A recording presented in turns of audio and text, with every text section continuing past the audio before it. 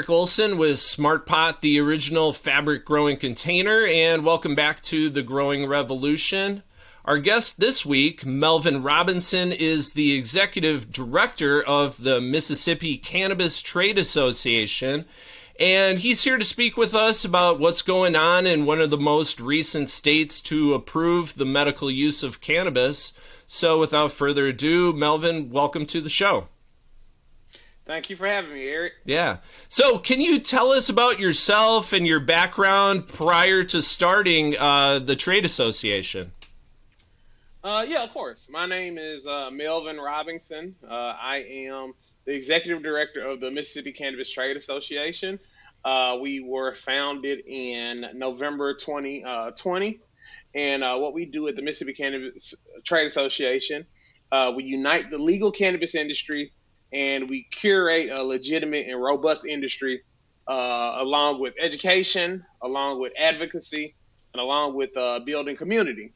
So I worked in content creation and communications for about the past 13 years and worked in all, sectors, public sector, private sector, small businesses, corporations, nonprofits, everything you can really think of.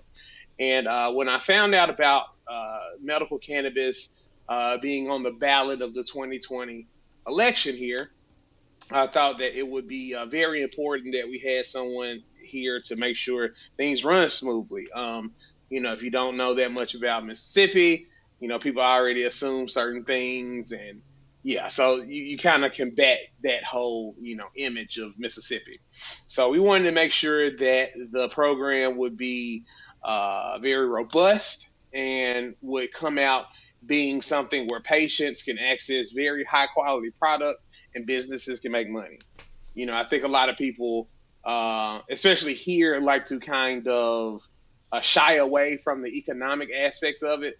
But I mean, the numbers are just there. We have some projections that by 2025, this will be an $800 million program. Mississippi is known for its lack of economic development and economy here. And yeah, we really think this can be a cash crop in an agricultural state and that this could really cause an economic boom throughout the entire state. Yeah. I mean, at the very least, fewer people going to jail for, cannabis use and possession is always good for any economy. I don't care, So what were Mississippi's cannabis laws like prior to 2020? Prior to 2020, they were very strict. There has always been the story about a gentleman who lived in Oregon.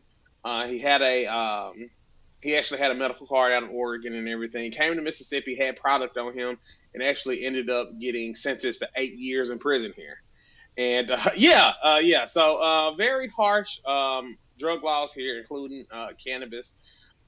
Recently in 2014, the state capital, Jackson, they actually decriminalized cannabis possession up to an ounce. So if you had an ounce, they would either just say, hey, get out of here, throw it away or something like that, but you wouldn't, get a charge or anything like that. So there was some progression being made in the state. Jackson being the capital, the population center, the most populous area in the state, where government, is actually here and everything. So you had a lot of progress there, but outside of there, you had a lot of areas where you still have people, serving very long sentences for marijuana or for cannabis charges and things of that nature. So yeah, we definitely have made sure that we're stepping into the social equity part of that and the social justice part of that, especially where you have, this industry, again, that's going to be $800 million by 2025, where you still have people in prison for possession or, selling. Yeah, hopefully that gets all rectified. Now, is there going to be basically areas outside of Jackson that are going to say, like, no, we don't want any cannabis cultivation or distribution, or how is that going to play out in Mississippi? Because in California, there still are municipalities that are like no dispensaries. You would think there would be one on, in every city, but it really varies. So how's that playing out? Yeah. And I tell people that, So with the Mississippi Medical Cannabis Act that was signed into law on February the 2nd, 2022, it allowed an opt-out clause. So by May the 3rd, cities or municipalities or counties that didn't want to participate in the program could opt out of the program. A lot of people assumed that, cities had to either opt in or opt out. Because it was state law, cities were automatically opted in. So it wasn't a choice of opting in or opting out. It was just a choice of opting out. We suspected all of our dry counties to opt out. Our dry areas, that's where, you don't have alcohol sales or anything. And they did. A majority of them did. But what's really unique about what's happening in Jackson is, as I mentioned, the population center, and you have all these bedroom communities around Jackson, like Flowood, Madison, Clinton, all these places. And a majority of these places actually opted out. So you have Jackson, that's the population center, and every single bedroom community around Jackson, except for places like Pearl, a place called Richland, which is right outside of Jackson as well. Those are the only ones that stayed in. But every other place, and we're talking about the metro area, which is over, 500,000 people, they all opted out. So right now, Jackson is kind of in this cannabis island where they're the only ones that's offering, product, offering cultivation facility to have their businesses there, this kind of thing. So it's really an advantage, for the city. But I really do wish more areas, and I suspect more areas would opt back in eventually once they see the economic growth, once they see the benefit that it is helping patients with, things like that. Yeah.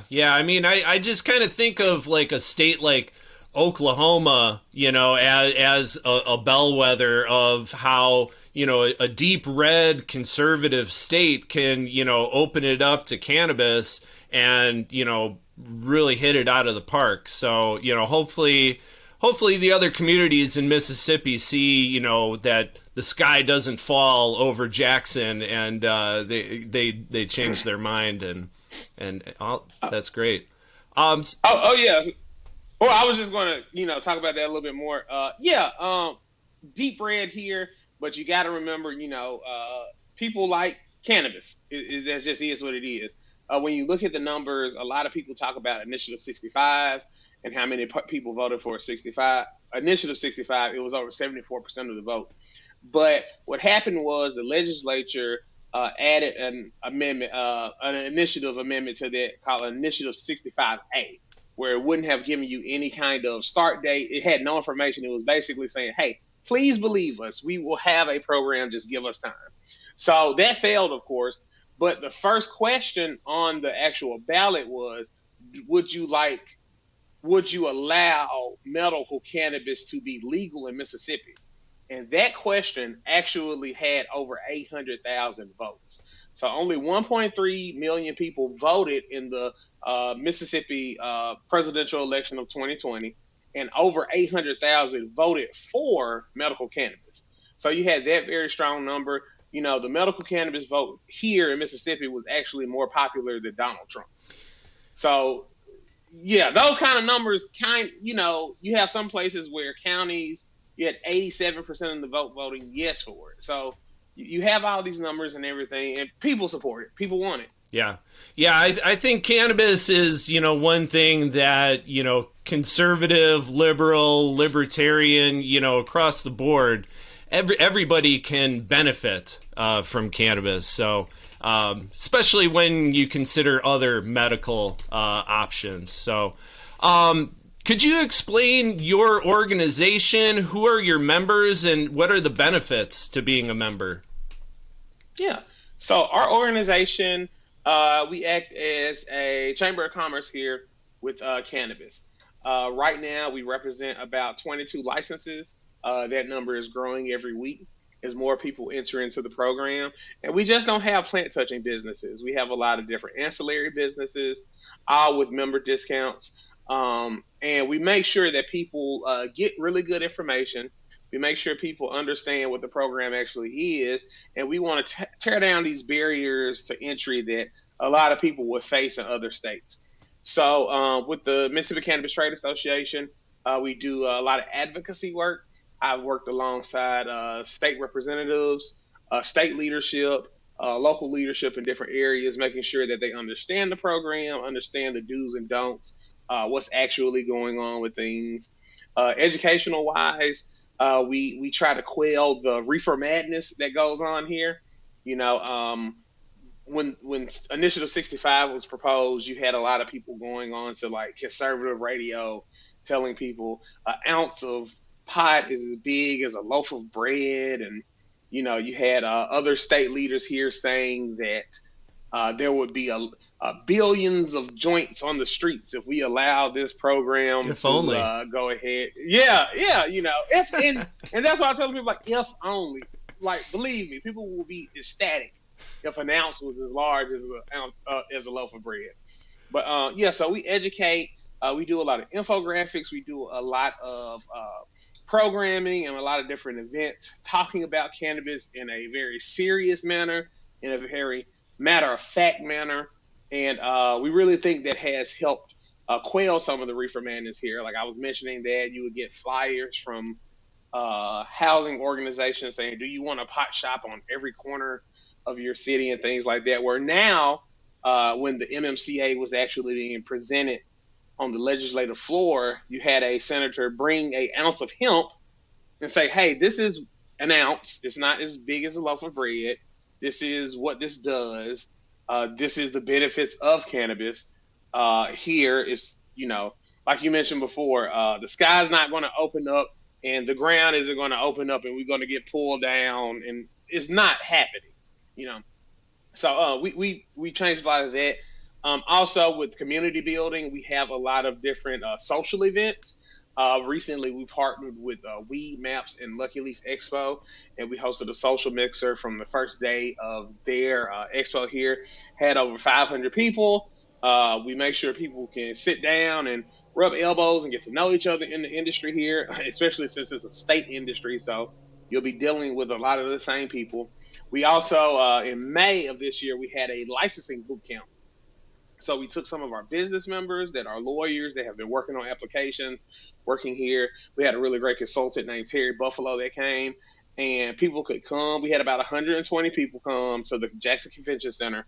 They sat down, went over the program, and had about an hour and 30-minute, 2-hour Q&A. You could ask them anything, the lawyers and the consultant, anything that you wanted to, and it was absolutely free. No event we have had so far, you have had to pay anything. Oh, wow. The only thing we have is membership dues, just yearly membership dues. But right now, if you have come to an MSCTA event in Mississippi, you have either learned really good info or had drinks on us. So, yeah. Nice. Nothing wrong with that. As far as the Mississippi cannabis law, can Mississippi residents grow their own medicine, or who's going to be doing the growing here? So the growing is only allowed for cultivators. We don't have a home grow provision in our program right now. And, I always tell people, I understand I am the executive director of a trade association. I basically work for the businesses here, but I 100% believe that we should have home grow here. I am 100% behind it, and we should, especially with some of the more rural areas we have here. Transportation could be an issue. Not that many people are going to put a dispensary in a town of 200 people. So instead of driving 45 minutes for that, someone here could grow their own plants, 5 or 6 plants. They could have them on hand. And that's not going to really hurt any businesses here, because the amount of people you're going to have home growing will not compare to the amount of people you'll have that's actually going to purchase from a dispensary. Yeah. So we have been working on that for sure, to get that into the next version of the bill. We've been steadfast in making sure we have really robust patient access. But home grow is very important. And I talk to people all the time that tell me, that they are basically medical refugees in a way, because they go to these other states like Colorado, New Mexico, where they have these different kind of rules and they can have a better quality of life. And they've come back to Mississippi saying, hey, I'm glad Mississippi has this program. I'm here to help. But we want to make sure people who use these for medicinal purposes has access to everything that they would need. Yeah, yeah. Well, I guess I always say something is better than nothing. And,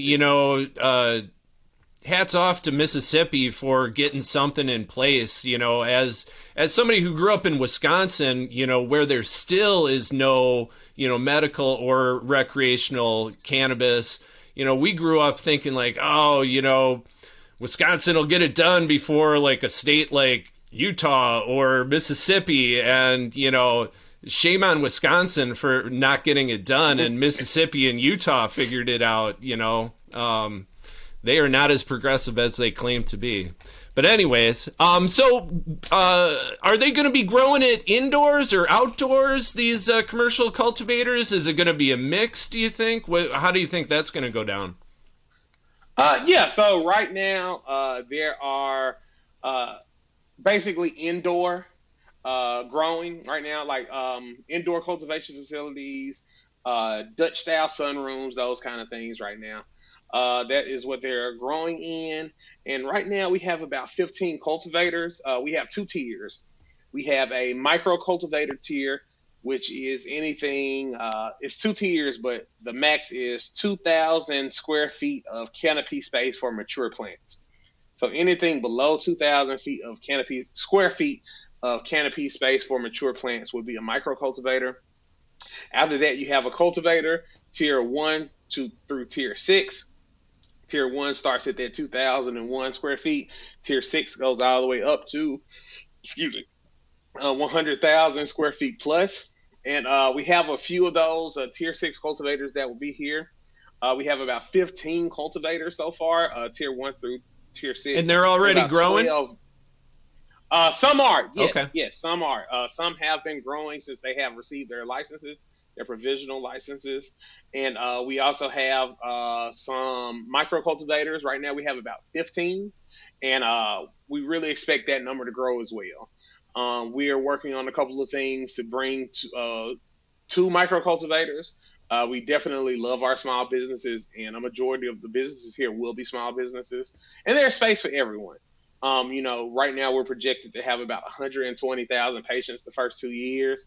I believe that number we'll get there once a lot of people understand that the program is going on. Mississippi is a real big wait and see. I want to actually see someone walk into a dispensary, come out, the police don't swoop down on them. And, once people actually see that and the word spread, I think those patient numbers will go up very high. Yeah. We're on a good track right now with our patient numbers. We definitely need more. We definitely need more conditions on the condition list that we have right now. Right. Are dispensary sales going on right now? No dispensary sales are going on right now. Right now, it looks like we're going to have products sometime in November. I'm actually going to a dispensary that's having an open house this Saturday. This is in October the 22nd, but yeah, sorry for giving that date. But yeah, I'm going there to give a lot of information that we have. They're doing an open house where people can actually come in, see what a dispensary looks like, experience it. And that's a lot of it, just making sure people understand like, hey, this is just a thing. This is just a business. This is like going to the bank. This is like going to the grocery store. This is like going to the gym. This is like going to get gas. It's just a business that people have here and something that's going to really help the state. Yeah. Yeah. I think, once they walk in and see that it's more like, most dispensaries these days look more like an Apple store versus, a bodega type shady spot. So, how would you say the state fees and assessments are, in your opinion? Are they fair? Are they too high? What's that looking like?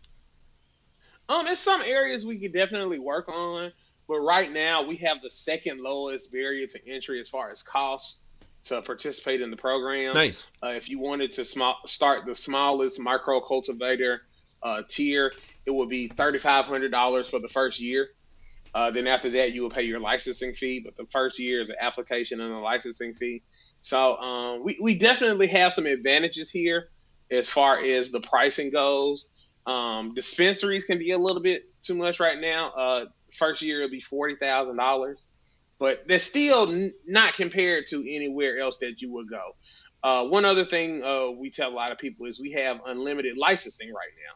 So we don't have any licensing caps. So if you wanted to come and start a business, you didn't have to compete with, oh, we have 10 licenses this year, so we have to compete with these huge companies or this company. No, if you have your application together and you have your fees together, you will get a license. Nice. So what would you change in the state's cannabis program? And, given the overwhelming margin of approval for the medical program, is there any sense of a general adult use, recreational law coming down the pipeline? Things I would change, a little bit more patient access. I mentioned transportation before. I would definitely like to see some kind of delivery service, especially if you're in somewhere like, I'm going to have a very Mississippi moment with you right now. So there's a little community called Pantherburn that is in the Delta. The Delta is one of the poorest areas in America. And Pantherburn is, no one's putting a dispensary in Pantherburn, but that doesn't mean the people of Pantherburn doesn't deserve, cannabis or anything. So if we had a delivery system, someone from like Greenville, that's a bigger town that is near Pantherburn, can actually go there, deliver it, those kind of things. Curbside service, because you have a lot of people with mobility issues. So instead of, having to go into a dispensary, they could have it brought out to them, or even drive-through services. A lot of dispensaries here are buying old banks, of course, because you have spaces for safes, and you also have the drive-through service where, you could just, hey, what would you like? Boom, put in your tube, come out, and you go from there. Mm-hmm. Those are definitely things we would like to see. We also have a out-of-town patient provision where if you have a medical card and you live outside of the state, you can come to the state twice a year for 14 days and buy product. I would change that to unlimited. We're beside Alabama, we're beside Louisiana, and Arkansas is on top of us. Tennessee is on top of us, and they don't have a program. Arkansas is very restrictive. Louisiana is extremely restrictive, and Alabama is more restrictive than that. Alabama doesn't even allow the sale of flower. Right. Whereas Mississippi, we allow all of it. So instead of, shunning people or just giving them a limited amount of time, we can actually give more people access to cannabis that they would like to use. We have a lot of different border towns that are very popular right now, like Natchez, Mississippi, like Biloxi, like Meridian, and they're really popular as far as cannabis goes. So you could have people come from different states just to get their medicine and leave back out, and that helps the citizens, and that also helps Mississippi bottom line. Yeah. As far as adult use, I would say we're going to have adult use in, honestly, talking to different people in the legislature, talking to different local leadership, I would say we would have adult use in less than 3 years. I believe this first session we're going to do, our legislative session is January through February. I think this first session, a lot of people want to see what the program does. We plan on updating them and having a lot of updated information so everybody can understand, where we're looking at with patient numbers, health, as well as, economics. And I definitely think the legislative session of 2024, you will start to hear rumblings of adult use. And if it doesn't pass then, 2025, I do not see it not passing. Right on. Well, one thing at a time, baby steps, get the people acclimated to cannabis, and let them see that it's not going to be a terrible thing. It's going to be a positive thing for the community. It's going to be a positive thing. Nice. So that was basically all the questions that I had, and I feel like I learned a lot more about Mississippi's medical cannabis program. How can people get in touch with you, to learn more and join your trade organization, and then where could they find you on social media? So you can find me on social media at Mel3 at MSCTA, MEL, the number 3, AT, MSCTA. You can also email me at Melvin at MSCTA.org. You can also visit our website, MSCTA.org, and you can find out everything you need. We have a resources panel. The Department of Health and the Department of Revenue are the two entities that run the program here. So we have all the information you would need from them right there in the resources panel. So you don't have to keep clicking between two websites or anything. It's right there. Yeah, that's how you can get in contact with me. You can follow the MSCTA everywhere at MSCTA SSOC. And yeah, just I'm glad that you had me on today, Eric. I know Mississippi has this kind of image already, but I really believe that the MMCA is a really good program. I think it could definitely change things here. And I think if we open up a little bit more, Mississippi can be the leader of cannabis in the South. Yeah. Well, you guys are blazing the trail, no pun intended. Well, I guess maybe intended. And yeah, it was really great to meet you and to get you on the program. So looking forward to, hopefully maybe doing an update with you down the road as things change and expand in Mississippi. So on that note, thank you so much for your time today. All right, Eric, thank you so much. I really appreciate it. Thanks for having me.